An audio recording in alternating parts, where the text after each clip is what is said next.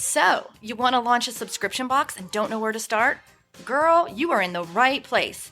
I'm Julie Ball, a subscription box coach, and your host here at Subscription Box Basics, a podcast for new and aspiring subscription box entrepreneurs that want to avoid overwhelm. So grab a coffee, some pen and paper, and let's have some fun. Before I get started in today's episode, I just wanted to give a quick nod to last week's episode. It was called Create Your Subscription Box Business Plan. If you hadn't heard, we're hosting this really unique, amazing 5-day live event where we're going to create your business plan in a way that's fun and supportive. You can get more details at boxbusinessplan.com/waitlist, and you will be among the first to know when enrollment opens. Hey, everybody, and welcome back to Subscription Box Basics. I'm your host, Julie Ball. I am really excited today because I am interviewing one of our subscription box bootcampers. And when I talk about niching down, and niching down again, and having a very specific audience, man, this box is it. Like, it niches down, and I love that about the Ballroom Box. So I would like to introduce you to Duffy Betterton from the Ballroom Box. Hi, Julie. Thank you so much for having me on today. I have loved being a part of the Subscription Box Bootcamp family and group, and have been so inspired by so many other women and people in this group that it's an honor to be able to share a little bit of our story too. Oh, I'm so glad. That makes my heart so happy. I feel like in Subscription Box Bootcamp, we have this like tight-knit little family too, and it's so supportive and safe in that group. And I am so grateful for people like you in the group that are involved and, generous with your time in, not only today on the podcast, but in helping your colleagues. I see you posting in there from time to time with commenting when people have questions or need support. So thank you for that. Yeah, well, I've been fed into so much, so I appreciate it. Nice. So let's just dive in. So you have a box for competitive ballroom dancers, right? So tell everyone a little bit about yourself and your background, and then we'll talk a little bit about the box and how you launched and all that good stuff. Okay, great. So my background, obviously, I am a competitive ballroom dancer. I social danced with my husband for several years, and we had a great time social dancing, taking ballroom lessons. It was always like our date night thing to do a lesson, eat dinner, and then go back for a dance party. And then after a few years, I convinced him to do a showcase with me. And so we did this awesome routine to a Xanadu song forever ago, Gene Kelly and Olivia Newton-John. And it was so much fun. Yes. And at the end of the showcase, we actually did a competition. And I discovered that I loved the competition world. And he discovered that he hated it.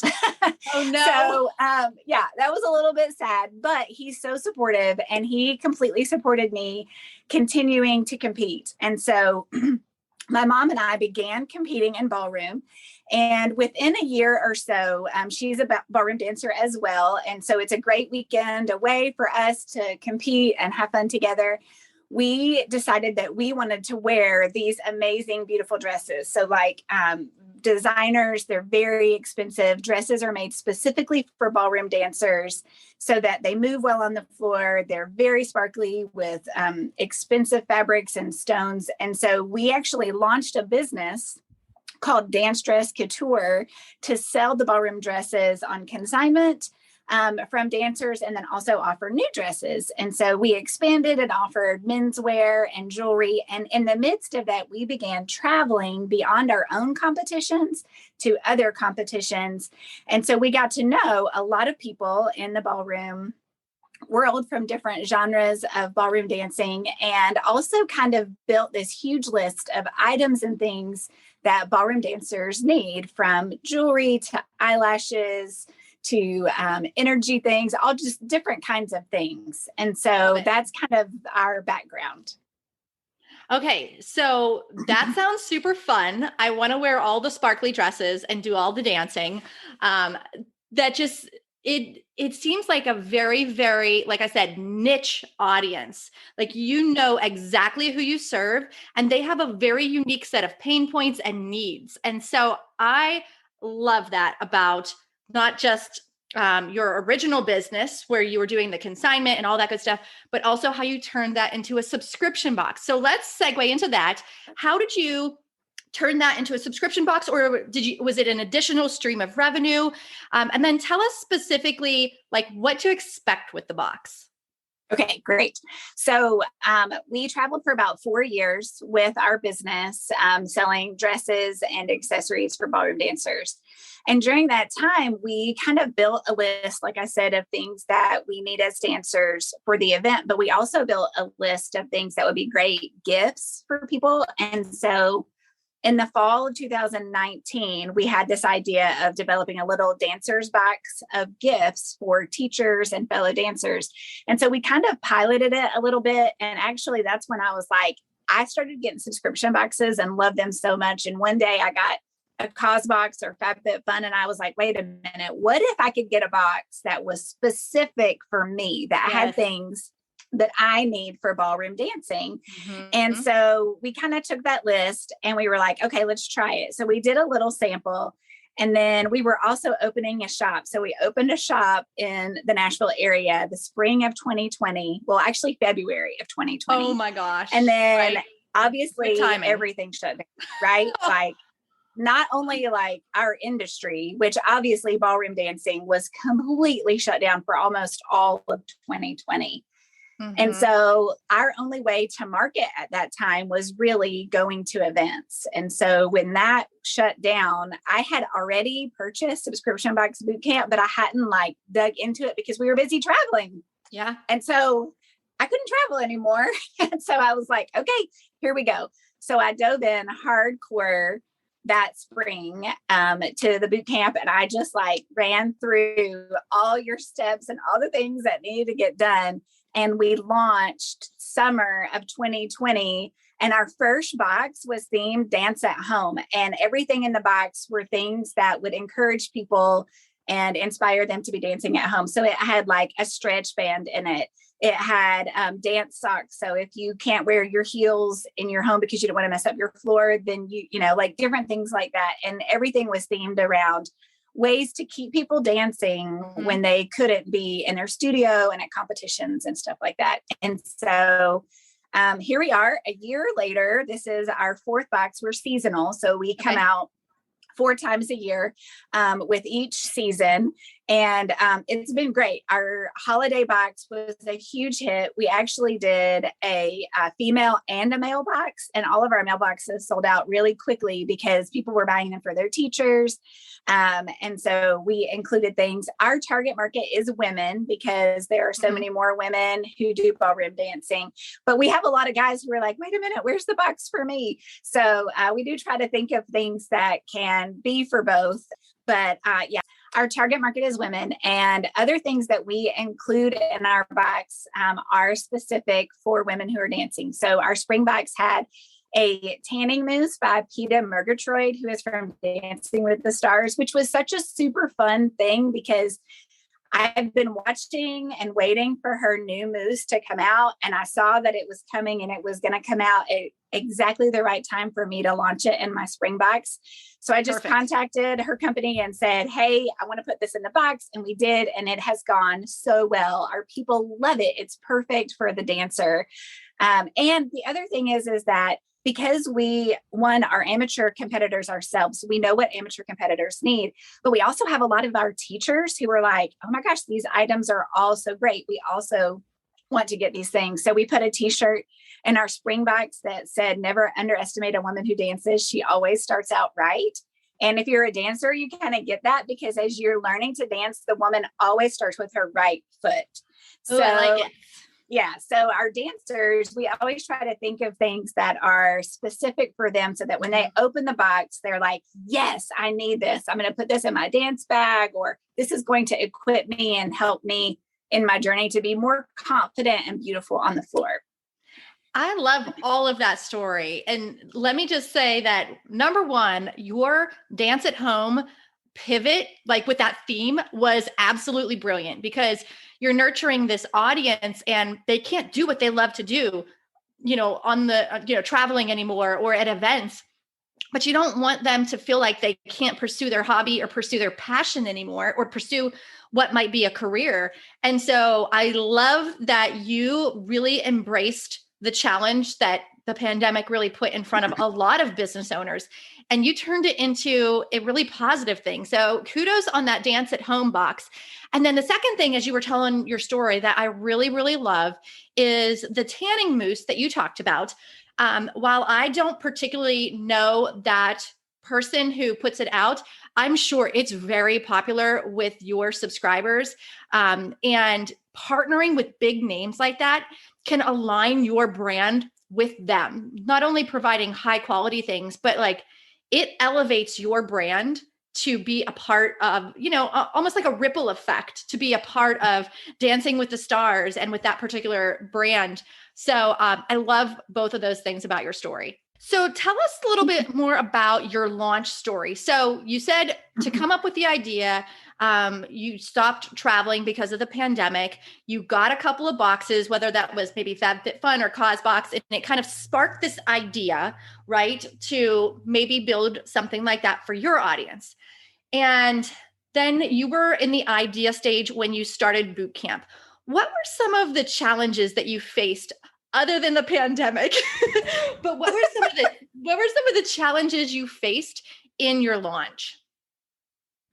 I think the biggest thing is getting the word out to all the people. I mean, obviously for us, it was a little more complicated because our main way to get to market was through events. And so trying to get to our ideal client in a different way. And so learning how to use social media better. We were already posting and had used Facebook ads a little bit, but really diving into social media and email marketing and then building our list, I think have been, and honestly kind of continue to be some of our biggest challenges is building our email list, being consistent in posting and showing up, and then ads. It's hard to figure out. And then as soon as we thought we had figured out Facebook ads and like a good direction, then this spring hit. And I feel like that was kind of, I'm still trying to figure out how to fix that or come back from that or where to advertise now. Yeah, it is definitely a challenge that we're all facing. In the summertime, a lot of subscription box businesses experience that summer slump to begin with. And then Facebook goes and changes the algorithm, like the iOS changes. Yeah, it is such a challenge. Trust me, we're all going through that. I've got to get Becky, our Facebook ads girl, on the podcast again soon to like walk us through all that stuff. But yeah, so as a result, have you tested any new places like Pinterest, for example, or doing giveaways or anything like that? We haven't done any giveaways this summer. We are kind of building up our Pinterest. And then the other thing that I've really started diving more into is providing more content. I never really saw myself as a content writer, and I'm still like not super confident in being like the content writer, but I'm understanding more and more that my box is more about community and equipping my dancers than it is supplying them with a box of fun goodies. And so while I want to treat my dancers with those things, I also want to educate them. And so I really want to focus on building more content on our website, on our blog, with information on how to use the tanner, how to apply fake lashes, how to stretch sore muscles, things that are very specific for them, and giving them more because, and honestly, I see this, Julie, you are such a great example of this, both in Subscription Box Bootcamp and Sparkle Hustle Grow, in providing more of that content and keeping us engaged and keeping us involved. It really keeps me subscribing, right? Like it keeps me coming back because I'm like, wait a minute, I don't want to miss the tools that I'm going to get from the online community. And so I think that's kind of my next push is really educating people more than just trying to sell a box of goods. Absolutely. It makes such a huge difference in our churn, like our retention, how long we keep people, because we want to keep them coming back for more. And it is a challenge though, to figure out like, what do you want what content do you want to provide just for your paid subscribers versus what you want to put on your blog to attract new subscribers. And so there's a lot of moving parts there, but any business is going to have that challenge. That's not unique to the subscription box industry, but it is definitely, as a business owner, something that it's difficult to keep up with. And I like to use the batch technique. So if I'm going to do videos, or if I'm going to do Instagram reels or something like that, I'll batch 3 or 4 videos, legit, like in my office, switch shirts, same day, switch shirts, new content. And that's the only way that I can really manage that. And I know in Sparkle Hustle Grow, we're studying live video this month. And that's always been a challenge for me, just pressing go live. I start to sweat and get nervous, even though like I've been doing this for years. So don't feel bad about that stuff. Like that's a constant struggle, I think, for a lot of business owners. I will tell you, if you struggle with video, a lot of my video, I pre-record instead of going live. And I use this really great app. I don't know if you've heard of it, and I've talked about it before. It's called BigView. It's BIGVU. And it's a teleprompter app where you can type up your script, put it right in your phone. And when you hit record, and you can record on desktop or on your phone. When you hit record, the teleprompter gives you your script and it scrolls. So you're reading it, and it puts it right at the top where your camera is. So it looks like you're looking into the camera, even though you're reading it. And that's my little secret sauce when it comes to video. Is a lot of times I have to plan out that stuff in advance. So I'll just write a script and use my teleprompter. So yeah, I'd love to see a lot of our boot campers get on more video, because Facebook and Instagram reward you for video. Like that's what their algorithm wants, at least right now, right? Who knows in 6 months? Right.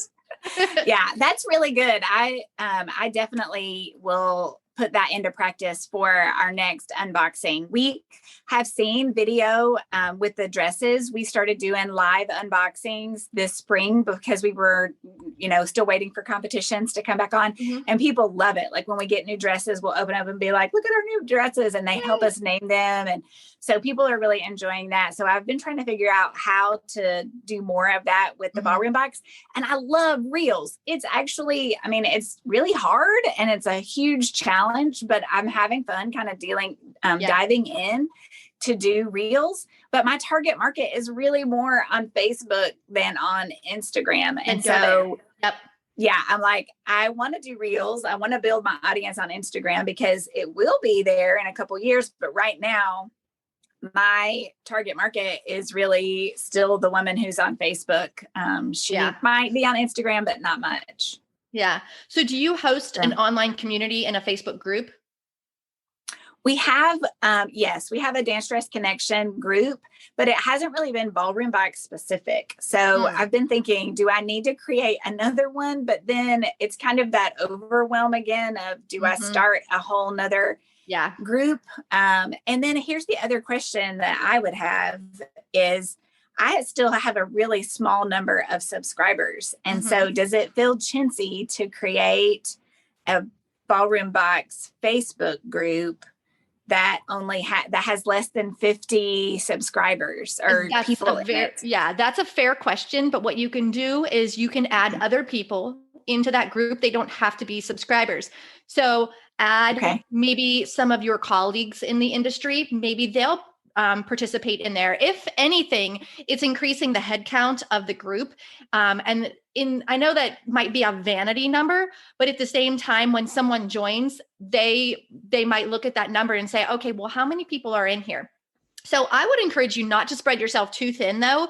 So if you've already got a Facebook group, that's not necessarily the box specifically for the box, right? It's dancers. Yeah. There's still ways to incorporate that in there, because if they're dancers, they're probably your target audience, right? If they're right. Yes. So I think there's ways for you to easily and not salesy, like incorporate things from the Ballroom Box. So if you go, for example, if you go live and you have on that t-shirt that was in the last box, you sure as heck can say, hey guys, coming at you live. I'm so excited. I got on my new shirt. It's in this the past box and that type of thing. Like you can kind of naturally create some FOMO and tell them what to do then. Say, if you like this shirt, we still have some left in the shop. If not, you need to reserve your box for next month. Okay, now today we're going to cover this. You know what I mean? Like it's okay to pepper in that stuff into your community because that's your audience, like that's your target audience. So I don't think at this point, I don't think at this point I would necessarily add an online community if you're already like a second one, if you're already feeling spread thin. But if it's a concern that there's not going to be enough, and I say that in quotes, like if you don't feel like there's enough people in a private Facebook group, you can always reach out to vendors, colleagues, other experts, people you've met while traveling, and invite them to be a part of it. And even though they might not be getting the box, you could send them something to be a part of it, and then they become like a super fan for you. So there's a lot of different ways that you can kind of handle that. That's a good word. Thank you. That's encouraging. Yeah. So it's no secret that I think the subscription box industry is like the best industry in the world. I have so much fun. I love the people. It has created financial freedom for my family. So what's one of your favorite things about working in the subscription box industry? Okay, this is so hard because honestly, there are several things that I really love about this. I think my favorite part of being in the subscription box industry is surprising my subscribers and equipping them with things that they love. So I love shopping for the things, and I love putting together all of the items that are going to go in it. Like I just saw a question in the group the other day. Somebody was saying, okay, I'm shopping on Tundra and Fair. Where else can I go? And I'm thinking, I'm shopping all the time. Everywhere I go, I'm looking and I'm like, wait a minute, that would be great in my box. And if I see it, like one of the things that's going to be in our next box is something that you can really, honestly, can get it anywhere. But I called the manufacturer and said, I want to get this for my box. And they totally set up a wholesale account so that I could put it in the box. Great. But it's also something that you forget to pack in your box before you go to a competition. So even though you could buy it at Ulta, you might not have it. Does that make sense? And absolutely. Yes, I love the shopping. I love packing them up. But I think like right now, I'm shipping boxes today. And this is the time that I'm like the most giddy because I can't wait for people to get their boxes and like do an unboxing video or send me a message and say they love it.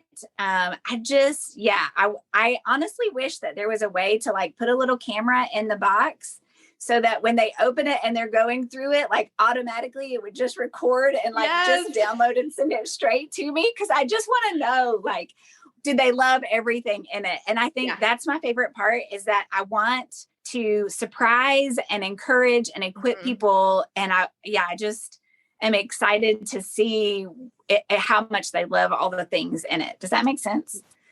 It totally does. As soon as I ship the boxes, I'm legitimately on Instagram searching for our hashtag, like waiting to see the first person who's going to post it. And I'm 5 years in. So it does not lose that kind of that anticipation, even 5 years in. I'm still looking. It's kind of a mix of nervousness and excitement at the same time.